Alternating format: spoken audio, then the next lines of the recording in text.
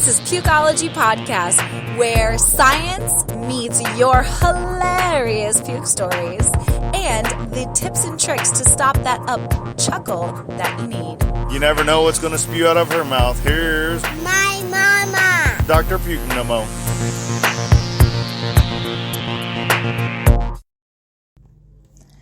What does it feel like when your water breaks? Is it like the TV shows where a huge gush of water comes pouring out? Or is it more like a slow trickle? You know, like when you laugh or jump on a trampoline after having your first kid.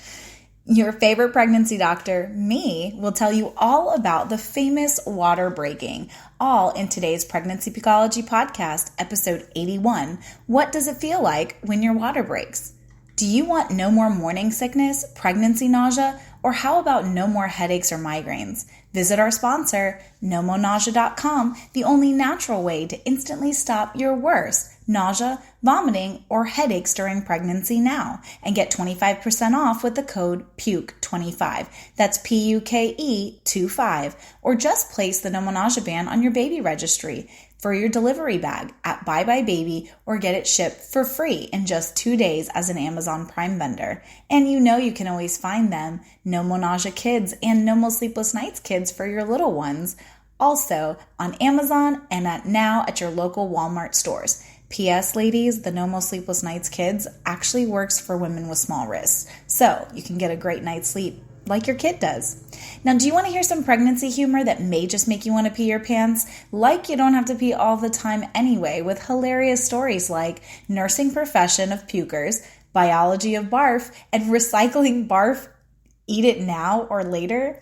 If you want to learn more about your pregnancy, humor and knowledge is the key to help you survive these 9 months. And just know we're in this together. Today, you will learn the science behind what causes your water to break, what color is your amniotic fluid, and what are the complications around water breaking if it happens too early. Plus, get some helpful hints from your best friend, tips on how to save your car, furniture, or mattress, or other expensive things from having that large post-water breaking cleaning bill. All coming up next, right now.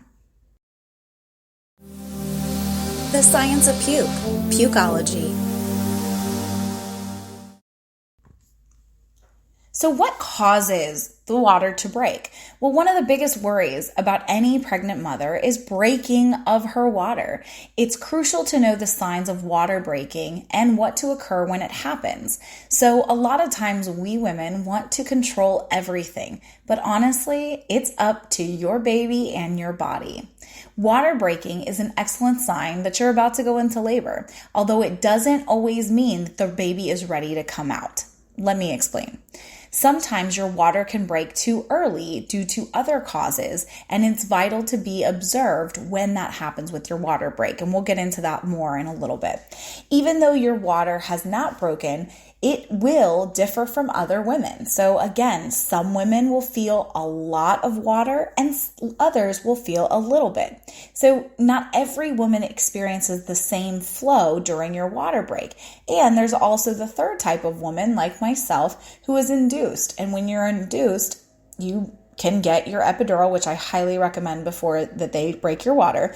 And when they do that, again, you won't have that feeling, because think about it. It's kind of like they take a big hook and they hook it in there to splash out your water. Now, what causes your water to break? Breaking of the water during pregnancy can also be referred to as a rupture of membranes, but everyone thinks it's like a gallon of water. That's not true. It's only about 2.5 to 3 cups of fluid that's actually emptied when the amniotic sac is ruptured, but the flow of liquid cannot be controlled. Some women feel like a trickle of pee, while others feel like 3 cups of water were just dumped onto their underwear. And if you don't wear underwear, I would highly recommend doing so, especially in the last trimester, because you just never know. My babies were both sent their eviction notice at 37 weeks, whereas others carry until 41 weeks. So again, it's about your body and your baby.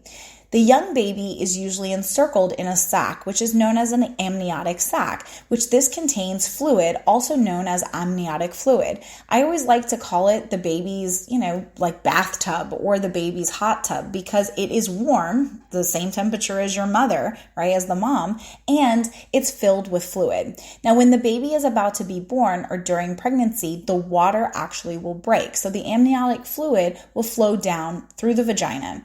The water breaks because the baby is putting too much pressure on it. If your water breaks early, it can be due to other causes that weaken the amniotic sac, such as infection. So now the amniotic fluid is depleted if you are not in the best form of nutrition. So again, you have to make sure that you're constantly staying hydrated. We talk about this all the time. That is the number one cause of why pregnant women, especially in their second trimester, get these headaches or migraines that they otherwise wouldn't have. So make sure that you're constantly staying hydrated. And if you're curious as to why you're getting second trimester headaches and migraines, you can actually go over to a great podcast. That one is How to Cure a Migraine, episode 8. Or you can just go visit our sponsor, nomomigraine.com. It's a natural way to help moms through their second trimester and third trimester headaches and migraines. I digress. Let's go back. Sometimes your water can break when the contraction has started, although you have to remember. So again, think of it as a forced amount of pressure on a water balloon. Okay. Some children can squish it, right? And it kind of changes shape and form. But when you end up putting too much pressure on it, boom, it breaks. Other times, the balloon strength is actually weakened. So meaning, let's say that the kid was playing with it and pulling it back and forth, back and forth, back and forth, which would weaken the covering of the balloon. So as soon as they go to squish it, boom, it ends up breaking. Or the third reason is there's too much amniotic fluid, and this can also happen as well, where your body overproduces this. Usually, there's a big term for it, so I'm not going to sit here and give you medical jargon. But again, when your amniotic sac has a high or too much fluid, that can also cause it to break, just like a regular water balloon. So sometimes the water can break when the contraction has started, but if anybody has actually experienced a C-section, which I've had one of each, a vaginal delivery and a C-section. In a C-section, I always tell the moms, listen for the suction. When they're sucking out a bunch of fluids, that means that the baby is really close, because it has to get to the amniotic fluid, bust that little bag of water before they're able to pull the baby out during the C-section. Now, it is very rare when your water doesn't break and the baby is actually born in the enclosed amniotic sac. This is actually called an in-caudal birth, which it's very, very rare. There are some really cool pictures. I've personally never seen it as a physician. But again, there are some that have actually been annotated. Again, what will happen? That is ruptured. And then as it is ruptured, the baby then takes their first nice big breath. So what will happen when your water actually breaks? So the amniotic sac that's filled with that amniotic fluid, like we talked about, ruptures at the beginning of labor. This is known as your water breaking. Now, when your water breaks before labor starts, it's actually known as premature rupture of membranes.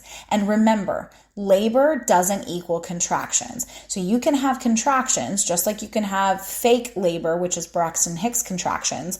And I talk about Braxton Hicks contractions like honestly way too much. But if you're curious about what those are, the fake labor contractions, go over to episode 64, What Causes Braxton Hicks Contractions.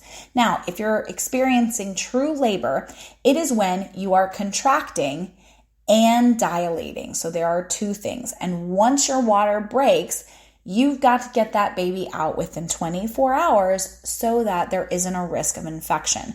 That's the reason why, mamas, they're going to constantly take your temperature after your water has been ruptured. Another question is if you go into triage and they say, hey, do you think your water broke? And you're like, I don't really know. They're going to ask you, when did you start feel like you peed on yourself within the last couple of hours? And the reason why is because we need to be able to track how far along or how many hours it's been. Remember, anything over 24 hours has an increased risk of infection because the baby is basically not being protected by their nice big hot tub or big water balloon anymore. So when your water breaks, you usually experience a feeling of wetness, or your vagina or in your perineum, which is just basically like going the area going up towards your butthole, which is clear or pale yellow fluid. All right, so this is really important, okay? So again, remember that if it's a lot, okay, as pregnant women, we all know that we kind of pee on ourselves at some points in time, but it's usually thicker, okay? And it smells like sex. So I think that's like the best way of describing it. When you have that, it's like a musk. It's not like a bad smell. It's not like a fish smell. It's like sex, like that, like musky type of smell. All right. And again, it is clear and or pale yellow fluid, not bright yellow, which is pee, right? But pale yellow, almost clear. And it's got a more viscous feel to it. So the best way I can describe that is lube. Okay, lube versus pee. All right, the water can either gush out or trickle down. It might feel like you have unknowingly peed yourself or peed your panties because the amniotic fluid appears like urine due to the mix of liquid with the actual baby's urine. It might have a small amount of blood, which is also very normal. And we actually call that whenever the mucus plug falls out or your bloody show, you will see the difference. It looks like a snot of blood. That is your mucus plug that has been bloop, plopped off. And guess what? Your cervix are saying, hey guys, I'm ready to be opened. So again, most women, it is the most amazing thing in labor, watching a woman's vagina literally be able to give birth to a baby because, again, the elasticity and the ability to be able to stretch. So contractions will begin after your water has broke, much more regular and much more severe. And if you're a person who goes to a hospital and you're noticing your contractions aren't as strong, the nurses in labor and delivery will probably ask you, hey, we need to start running some Pitocin because we need to get the baby out so that your contractions will be stronger, more forceful, and come back to back. So when they say that, if you are interested in getting an epidural, I highly recommend that you call one of us in order to place your epidural. All right, guys. So how can you be sure that your water has broken? Well, it's a little bit more complicated to distinguish between amniotic fluid and urine, especially if you experience only a small amount of water. When you're unsure that your water has broken, head to the hospital for more assistance. The doctor, like myself, will examine you to confirm if your amniotic fluid is just leaking or if it is urine. And in some cases, an ultrasound will be done to verify its findings. Labor can be induced if you are not in labor because the rupture of membranes is early and there's a high chance of developing infection. Now, for people who are undergoing early rupture of membranes, there are actually new things that can be done to where they will put you on bed rest, ladies. I hate to tell you, but there's actually like a system that will give you more amniotic fluid. So kind of think of it like anything that you lose will be recycled back out. So that we can keep the baby in there longer in order to be able to give the baby much more steroids to help to strengthen their lungs. And in doing so, they will be ready for the outside world, even if it comes earlier than expected. All right, that was a lot about pee and amniotic fluid. So let's get to some funny stories to make you quite possibly pee your pants.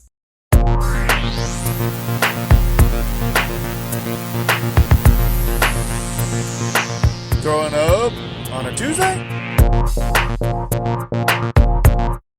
One puke story.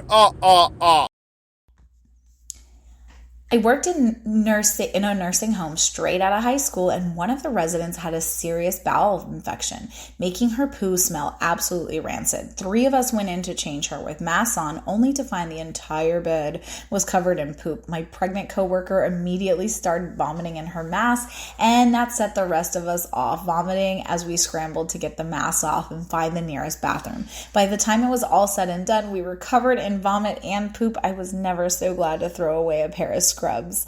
All right, that was super gross at Literi. Thank you for that puke story. A couple of weeks ago, I was in my biology class at my university. My professor walked in looking like she was going to puke. So being a considerate student, I asked her if she was feeling okay. She answered, "Not really. I might have to go home after this class." So anyway, she started the lecture, and all of a sudden she started to vomit pink colored chunky liquid. Obviously, the class started to say things like, "Gross, she's blowing chunks everywhere. What a sicko is going on?" We tried to get her out of the door, but it was stuck. She threw up and began time and time again to throw up green bile. She left the class and the other professors opened the door trying to find out what was the commotion. Behold, the professor was throwing up in the hallway. Oh, poor thing. And nobody knew because she was only 5 weeks pregnant. At bio student, thanks for sharing. I bet you'll remember that. Be a little more considerate when you yourself experience morning sickness. Once I was at home by myself during my second trimester when my hubby was on a business trip and I ate exactly what the baby was craving, chicken. I threw up and it was creepy. Then I went back at it and ate it. P.S. Vomit tastes like chicken when you put salt on it before eating. Oh my gosh, that's so gross.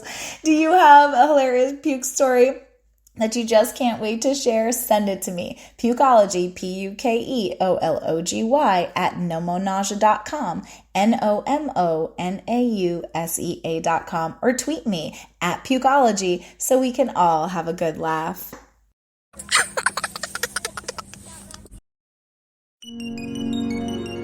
Tips and tricks to stop the up-chuckle that you need.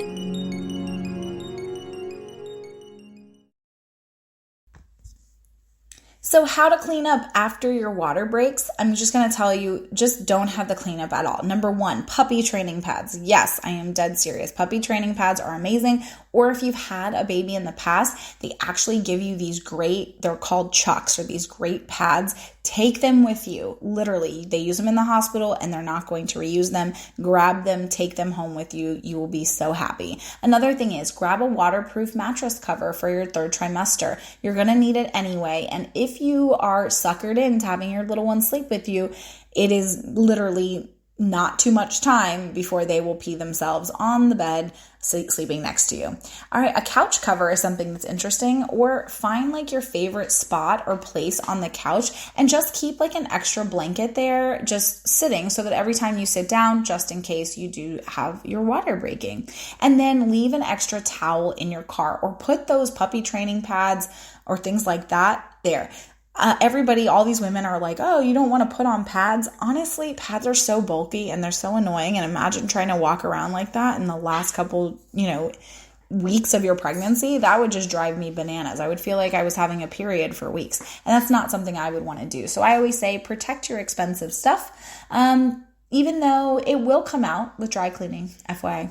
All right, so what happens if your water does break too early? Now, if your water breaks before the 37th week of gestation, it is known as preterm or pre-labor rupture of membranes. PPROM is what we like to call it.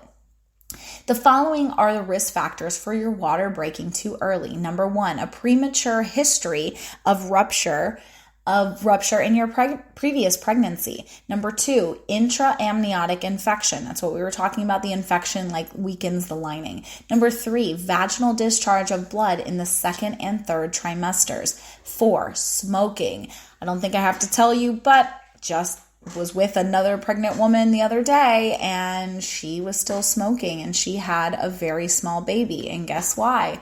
It's all brought down to smoking. So again, quit the habit. It's good for you. It's good for the baby. I'm not going to say any more, and I'm jumping off my soapbox. Number 5, using an unprescribed drug during pregnancy. Number 6, malnutrition due to poor feeding that can lead to the baby and yourself being underweight. And 7, incompetent cervix. And this is what we call getting a cerclage. That's something that I need to do another podcast on, is what is a cervical cerclage. Basically, there's a procedure that if your cervix is incompetent, you basically kind of sew it shut to make sure that the baby doesn't fall out of your cervix. There you go. I will do a whole thing on a cervical cerclage and being able to explain to you why we do a spinal and all that other good stuff at another date. Now, the complications which appear include both maternal and fetal infections, placental separation, and also umbilical cord problems can happen. There's also a high chance of a baby being born prematurely if the premature rupture of membranes happens. Now, when you're around 34 weeks of pregnancy and you experience your water breakage, induction of labor may be necessary to avoid infection. And if there is no sign of infection, pregnancy is allowed to continue and monitored closely if it happens before 34 weeks. That is, from 24 to 34 weeks, the mother is given antibiotics to cover the infection and the delivery is delayed. Remember, I was telling you, they will pump you full of more of this fluid inside your amniotic fluid and keep you on bed rest so that the baby doesn't come out. Thank you so much for listening to Pregnancy Pukeology Podcast episode 81. What does it feel like when my water breaks? Now you know the science behind. What is the amniotic fluid? What color is it? What does it smell like? How do you know if it's breaking and if you can or cannot control? And plus, what are some really great tips and tricks to make sure that you don't have a really super high dry cleaning bill thereafter? If you like Pregnancy Pukeology Podcast, or if you like me, give me 5-star ratings and hearts for likes. Don't forget to download this episode, but more importantly, share it with all your prego friends. Thanks again for listening to your favorite pregnancy doc, me, Dr. Pukenamo, to Pregnancy Pukeology Podcast, episode 81. What does it feel like when my water breaks? See you guys in 2 weeks. Pukeology Podcast, edutainment at its finest.